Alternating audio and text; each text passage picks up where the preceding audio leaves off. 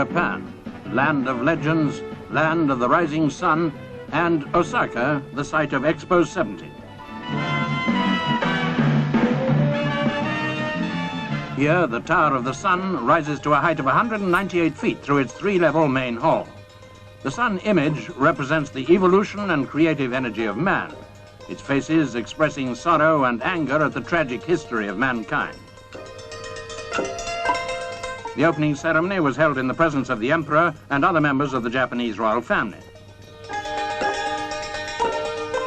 A wealth of creative energy has gone into planning and construction. This is in fact the greatest world exposition ever held. Its main theme is the progress and harmony of mankind. There are 79 nations represented. With more than 100 separate pavilions, the site covers 800 acres. It would take you at least a week to visit everything at Expo 70, but the automatic monorail system running between 7 stations can carry 25,000 passengers an hour.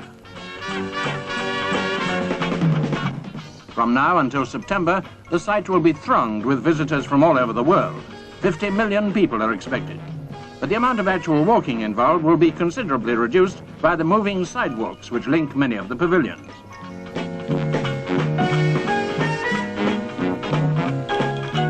The Tower of the Sun Pavilion successfully combines a presentation of Japan's ancient culture and its modern technological achievements.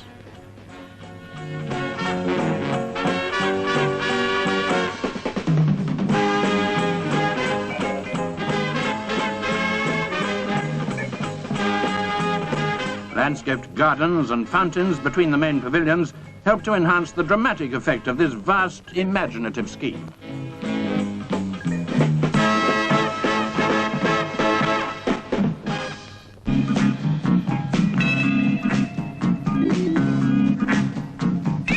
The French pavilion is surmounted by 4 white domes, 3 of them overlapping, while the West German exhibit, apart from the striking fluorescent dome of its music auditorium, is mainly underground. Among 28 Japanese industrial pavilions is this symbolic structure from the Mitsui Group. Ireland is represented by a sparkling display of agriculture, industry and tourism.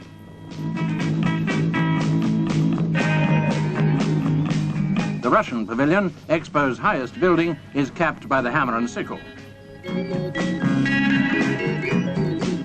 Belgium has concentrated on past and present achievements and future hopes.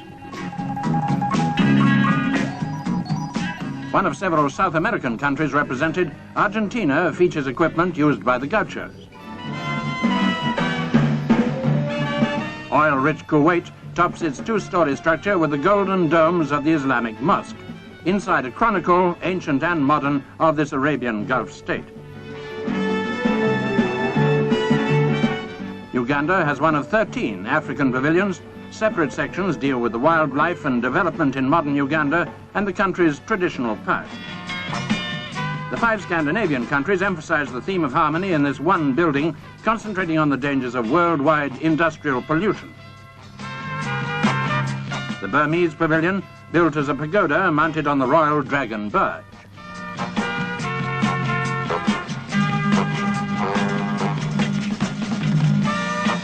Bulgaria's soaring peaks symbolize the native Balkan mountains. A pneumatic structure from the Fuji Group. Harmony among diverse cultures is the message here, and Filipino hostesses display their legendary beauty against a background of their country's exotic fabrics. Certainly, Expo 70 is an experience. Wherever you go, there's something new to see and unexpected new angles. We won't be around when they dig up this capsule. It's to be buried for 5,000 years, packed with examples of 20th century products. One way of making your own antiques.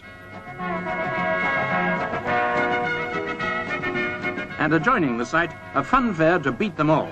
A 41-acre pleasure ground for children and adults. The 5-speed roller coasters have you gripping your seat for all of 3 miles. One of the most ambitious is the Canadian pavilion with its theme of discovery, its mirrored slopes reflecting the colours of the national flags. The eye-catching Australian pavilion has a giant cantilever resembling a breaking wave, which supports a free-hanging circular roof. The main part is appropriately below ground, down under in fact. Communications throughout have the hallmark of Japanese efficiency. Expo hostesses relay messages on a TV telephone system. On the first day alone, 227 children were lost, but with all the special facilities to cater for them, they were soon found again. Our own pavilion is one of the top attractions. Their Imperial Highnesses Prince and Princess Hitachi were among early visitors to be greeted by Commissioner General Sir John Figgis.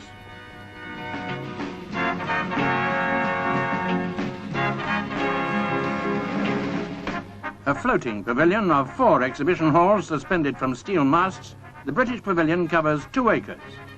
A popular exhibit is The Scene in Britain, an impression of our day-to-day life.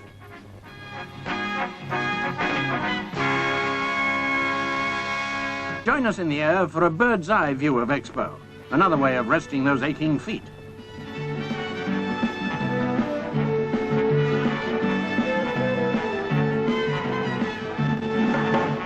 A visit to Expo 70 is in fact a world tour in miniature.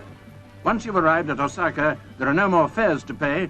The monorail, the moving sidewalks and these little gondolas will convey you on the tour of a lifetime.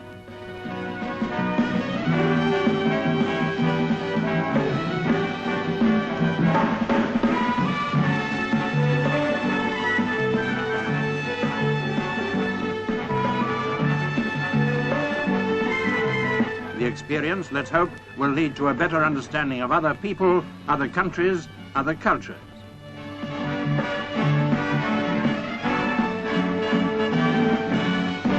A visitor to Japan's astonishing Expo 70 sees the sun rise on another world.